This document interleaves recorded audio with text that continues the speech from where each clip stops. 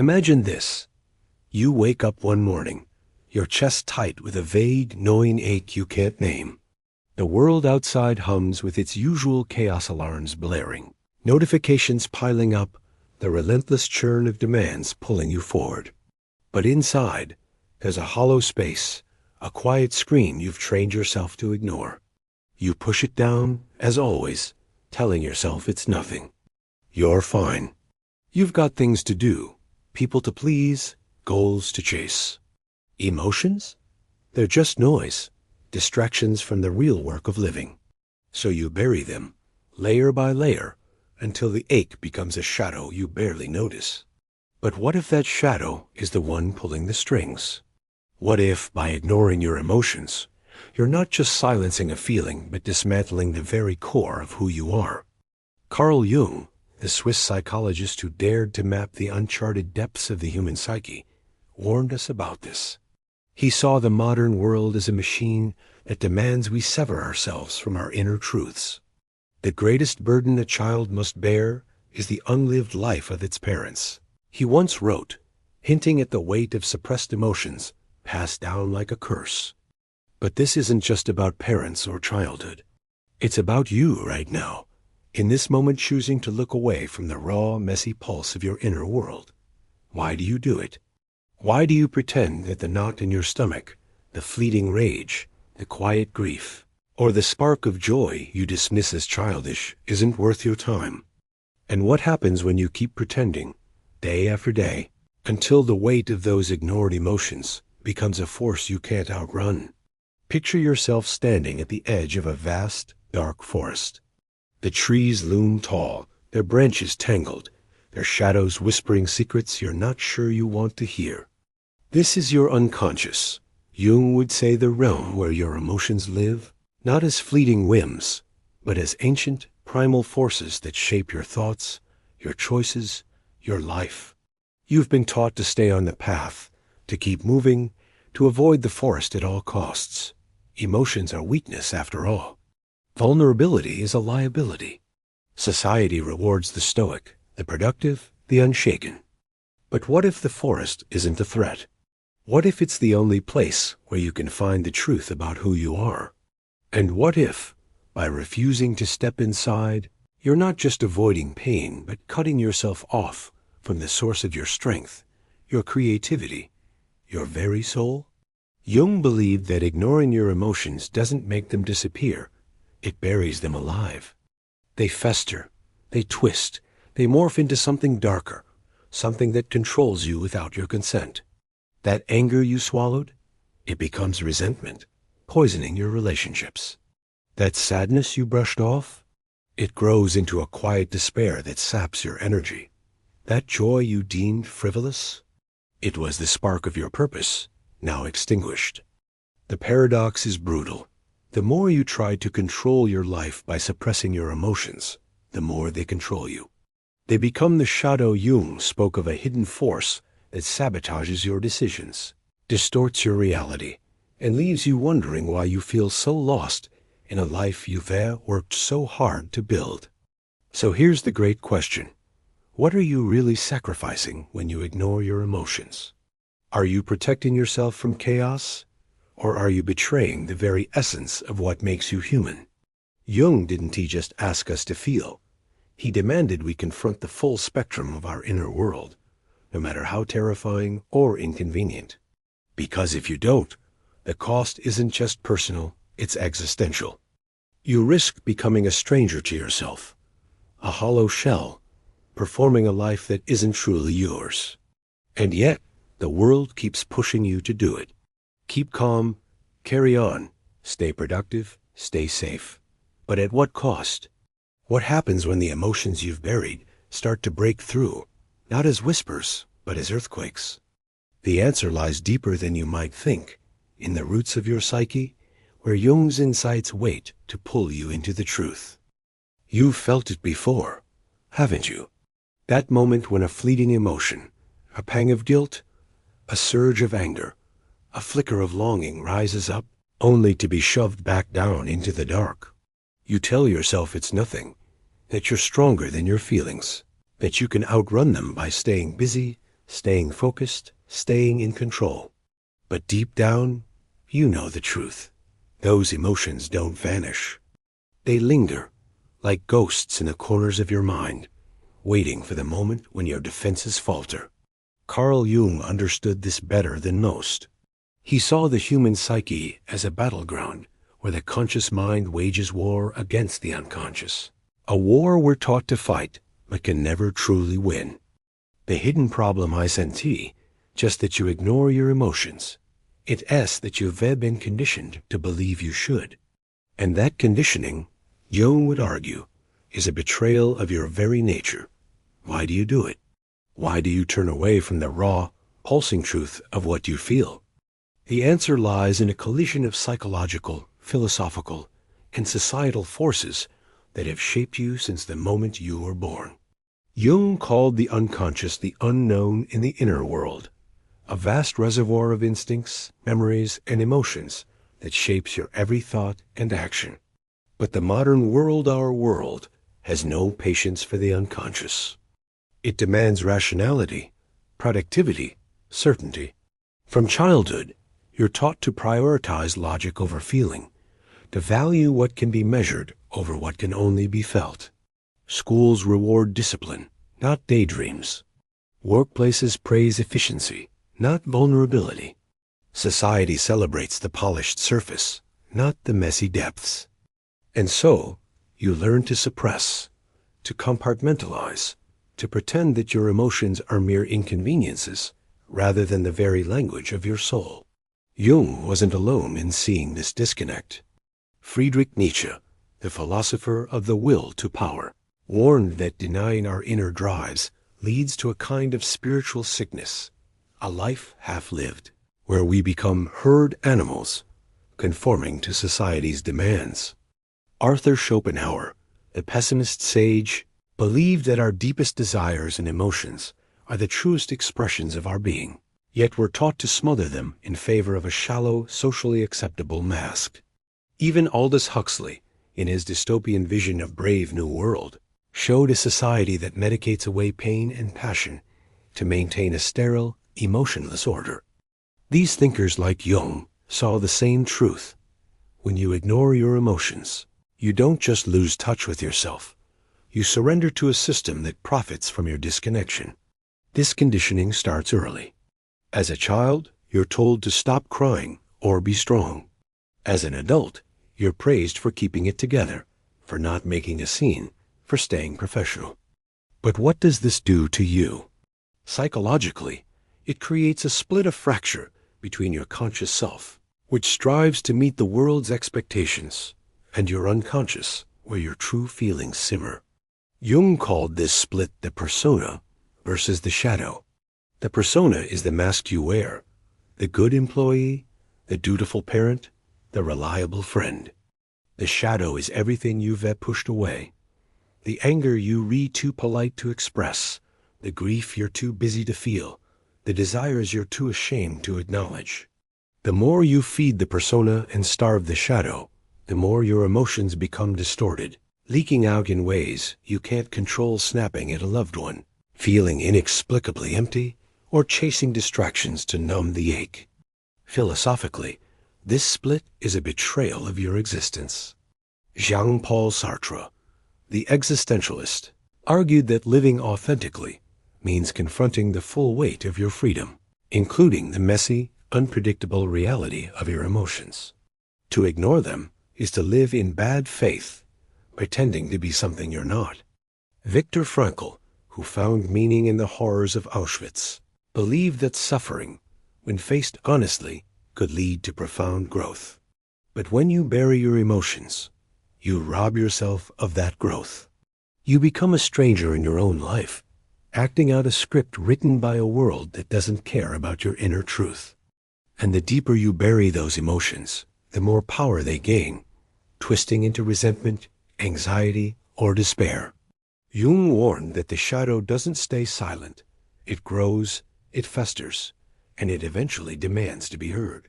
The tension is unbearable, isn't it?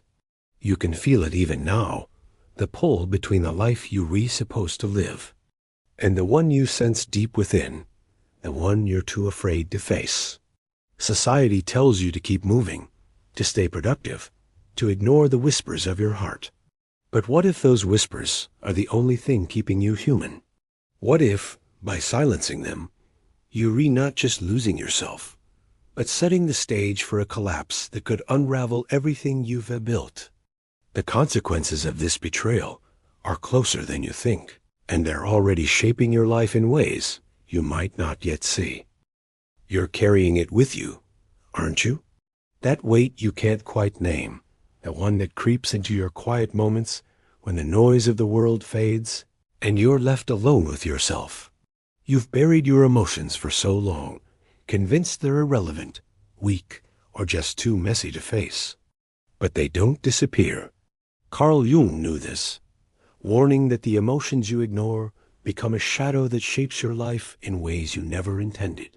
The consequences of this denial aren't loud or obvious. They're insidious, weaving themselves into your relationships, your choices, your very sense of self, until one day you look in the mirror and wonder who you've become. What happens when you turn away from your inner world? The answer is darker and more profound than you might expect, and it's already unfolding in your life. Consider how this plays out in your daily reality. That anger you suppressed when someone crossed a line, it doesn't vanish, it festers, turning into passive aggression or a sudden outburst that shocks even you. That sadness you brushed off as just a bad day, it lingers, draining your energy, making every task feel heavier, every joy less vibrant. Neurologically, this isn't just a metaphor. When you suppress emotions, your brain's amygdala, the seat of emotional processing, doesn't stop firing. It sends stress signals to your body, spiking cortisol, tightening your chest, disrupting your sleep. Studies show chronic emotional suppression is linked to anxiety, depression, even physical ailments like heart disease. Your body keeps the score, as trauma expert Bessel van der Kolk would say, and it's counting every emotion you've tried to bury. But the consequences go deeper than biology. They're existential. Jung argued that ignoring your emotions cuts you off from your unconscious, the source of your creativity, intuition, and purpose. Without access to this inner well, you become a cog in the machine of modern society, performing roles that feel increasingly hollow. You might succeed on the surface: promotions, accolades, a curated social media feed, but inside, there's a growing sense of disconnection. You're living what Jung called the provisional life, always waiting for the real one to start, always chasing the next milestone to feel whole. This is no accident. Society, with its obsession with productivity and control, thrives on your emotional numbness. It wants you distracted, compliant, too busy to question the system that keeps you running on empty. This disconnection ripples outward, poisoning your relationships. When you ignore your emotions, you lose the ability to truly connect with others. You might smile and nod, but your loved ones sense the wall you've built. That unexpressed resentment becomes a cold distance in your marriage. That unacknowledged fear makes you cling too tightly to your children or push them away. Psychologically, this is tied to what is called emotional avoidance, a cognitive bias where you sidestep discomfort to maintain a false sense of control. But the irony is cruel. The more you avoid, the less control you have. Your emotions leak out in ways you can't predict: snapping at a coworker, withdrawing from a friend, or feeling inexplicably irritated by someone's innocent comment. You think you're protecting yourself, but you're building a prison.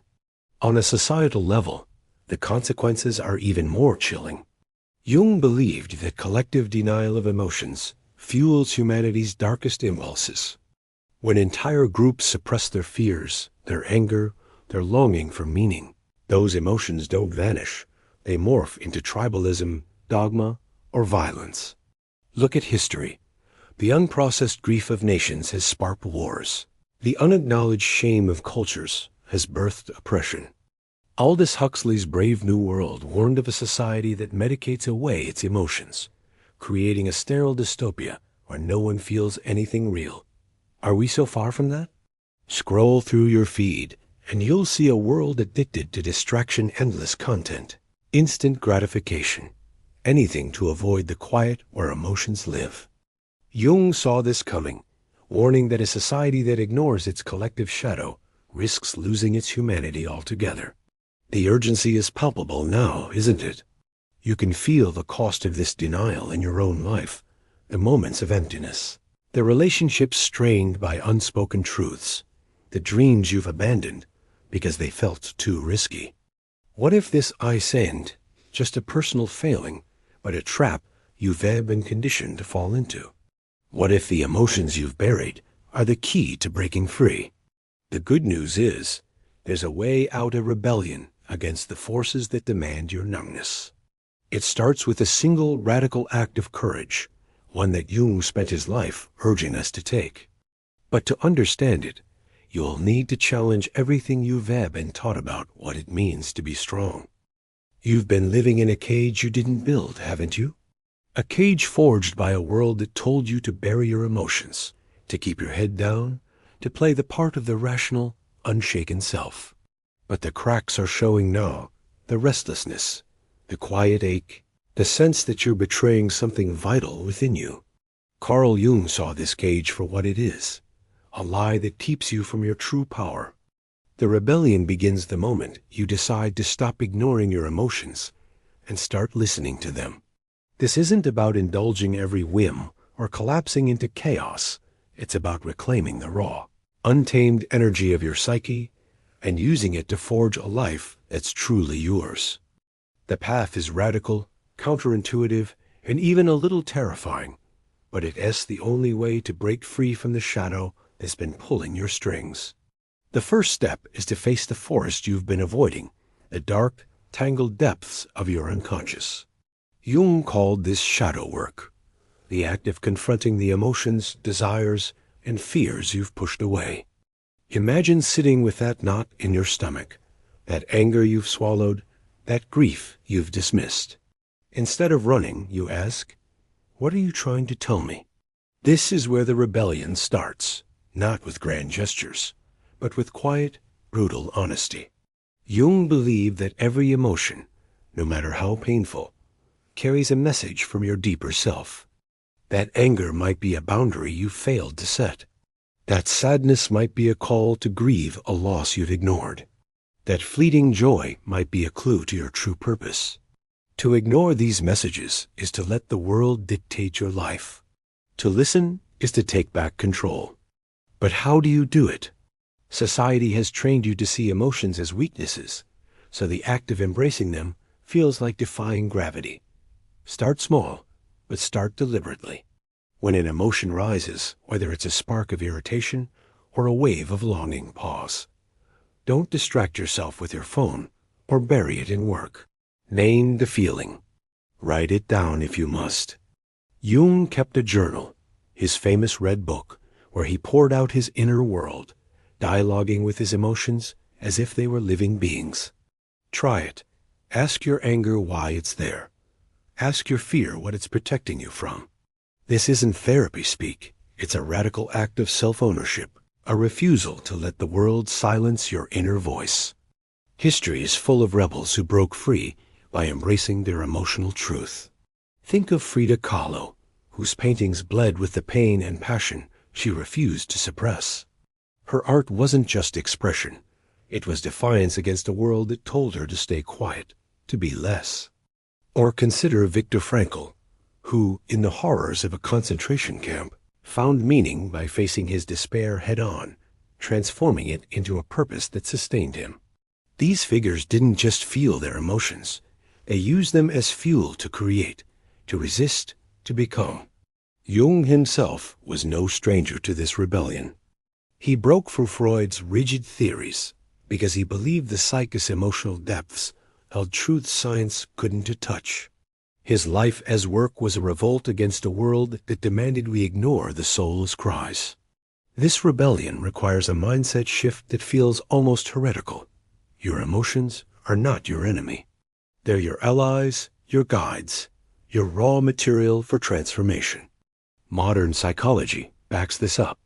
Research on emotional intelligence shows that people who acknowledge and process their feelings are better at solving problems, building relationships, and navigating stress. But Jung went further. He saw emotions as the bridge to the unconscious, the key to unlocking your creativity, your intuition, your individuality. To embrace them is to reject the cookie-cutter life society hands you. It's to say, I am not a machine. I am not a role.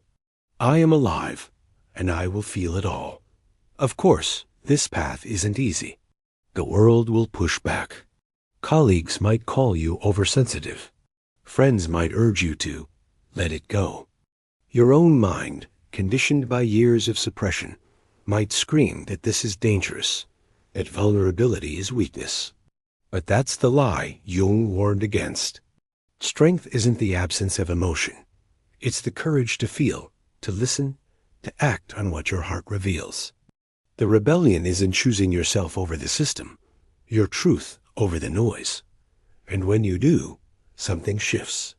The cage starts to crack. The shadow begins to speak, not as a threat, but as a guide. What it reveals will change everything if you're ready to hear it. You've come this far, standing at the edge of your own abyss, daring to listen to the emotions you once buried. You felt the weight of the world's conditioning, the consequences of denial, the rebellion it takes to break free. But now, the final truth awaits, a realization so profound, it redefines not just your life, but your very existence. Carl Jung didn't just warn us about ignoring our emotions. He showed us that they are the gateway to something greater, something eternal. The ultimate truth is this: your emotions are not just feelings. They are the voice of your soul, calling you to become whole. To ignore them is to reject your own divinity. To embrace them is to step into the infinite potential of who you are always meant to be. Jung called this process individuation, the journey to integrate every part of yourself, light and shadow, conscious and unconscious, into a unified whole. Your emotions are the threads that weave this tapestry. They're not random or trivial. They're the raw material of your becoming. That anger you feared, it's the fire of your boundaries, your refusal to be diminished. That grief you've avoided, it's the depth of your capacity to love, etched into your being. That joy you've dismissed, it's the spark of your unique purpose, waiting to ignite. Jung believed that every emotion carries a piece of your soul's truth, and to suppress it is to fragment yourself, to live half alive in a world that demands your conformity. But when you embrace them, you begin to see the pattern, the story your psyche has been trying to tell you all along. This realization shatters the lie you've been fed, that emotions are a burden, a weakness, a distraction from the real work of life. They are the work. They are the map to your deepest self, the compass to your purpose. Jung saw the psyche as a sacred space, a microcosm of the universe itself. As above, so below, the ancient Hermetic saying goes, and Jung echoed it when he wrote, "He who looks outside dreams, he who looks inside awakes." Your emotions are the doorway to that awakening. They connect you to the archetypes, the universal patterns of human experience that pulse through your unconscious. The lover, the warrior, the sage, the fool, they all live within you, speaking through your feelings. To ignore them is to silence the gods within. To listen is to let them guide you toward a life of meaning. This truth is both liberating and haunting. Liberating because it means you are not a victim of your circumstances, your upbringing, or the world's demands. Your emotions give you the power to rewrite your story, to choose who you become. Haunting because it demands everything from you: courage, honesty, vulnerability. Jung didn't promise an easy path. He spoke of the confrontation with the unconscious as a descent into chaos, a wrestling with demons. But he also promised that on the other side lies wholeness, a life aligned with your deepest truth. History bears this out. Think of Rumi, whose poetry flowed from the agony and ecstasy of his heart, transforming personal pain into universal wisdom.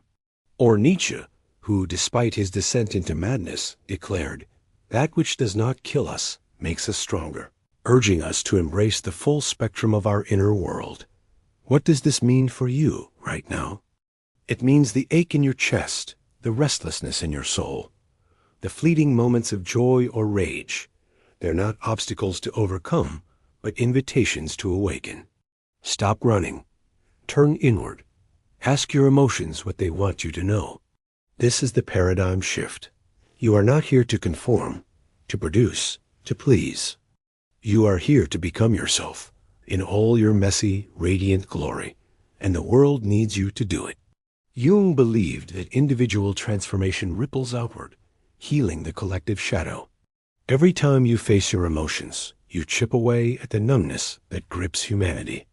You become a light in the darkness, a proof that another way is possible.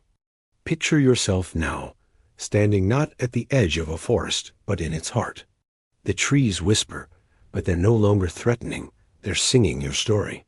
The shadows you once feared are now your allies, guiding you toward a clearing where the stars burn bright.